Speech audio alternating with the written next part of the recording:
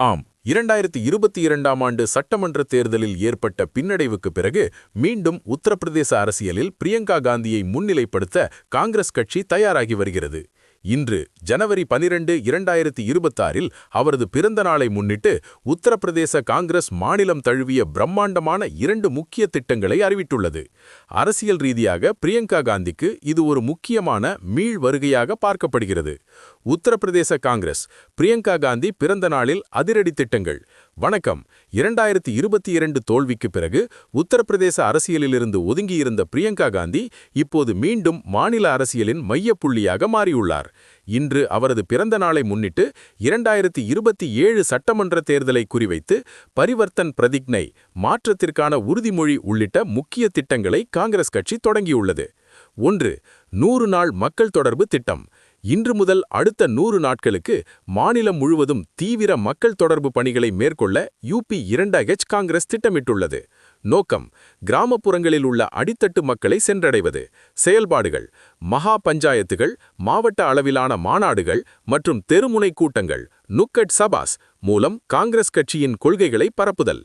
2. Parivartan பிரதிஜ்ஞை, pledge for change. 2027 Congress கட்சியின் இதர பிற்படுத்தப்பட்ட வகுப்பினர் அணி சார்பில் இந்த திட்டம் இன்று தொடங்கப்பட்டுள்ளது. ஓராண்டு திட்டம். இது 2027 தேர்தல் வரை நீடிக்கும் ஒரு நீண்டகால பயணமாகும். சமூக நீதி, சாதிவாரி கணக்கெடுப்பு மற்றும் சமூக நீதி தொடர்பான விழிப்புணர்வை கிராம அளவில் கொண்டு செல்வது இதன் முக்கிய நோக்கம். பிரியங்கா காந்தி திவாஸ். இன்று ஜனவரி 12, 2026ஐ பரிவர்த்தன் பிரதிஜ்ஞை திவாஸ், மாற்றத்திற்கான உறுதிமொழி நாள் என காங்கிரஸ் கொண்டாடுகிறது. 3.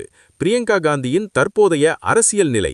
2026 2022இல் காங்கிரஸ் வெறும் 2 இடங்களில் மட்டுமே வெற்றி பெற்றதால் பிரியங்கா UP பொறுப்பிலிருந்து விலகியிருந்தார். ஆனால் தற்போது அவர் மீண்டும் முக்கியத்துவம் பெறுவதற்கு சில காரணங்கள் உள்ளன. வயநாடு வெற்றி. சமீபத்தில் வயநாடு இடைத்தேர்தலில் வெற்றி பெற்று MP-யாக தேர்ந்தானது அவருக்கு புதிய உத்வேகத்தை தந்துள்ளதோடு அவரது அதிகாரத்தையும் அதிகரித்துள்ளது. அசாம் தேர்தல் பொறுப்பு. 2026இல் நடைபெறவுள்ள அசாம் சட்டமன்ற தேர்தலுக்கான வேட்பாளர் தேர்வு குழுவின் தலைவராக பிரியங்கா நியமிக்கப்பட்டுள்ளார். இது அவர் மீண்டும் தேர்தல் அரசியலில் முழுவீச்சில் இறங்கியுள்ளதை காட்டுகிறது. உத்தரப்பிரதேச காங்கிரசின் 100 நாள் திட்டம். முக்கிய அம்சங்கள். அம்சம். விளக்கம்.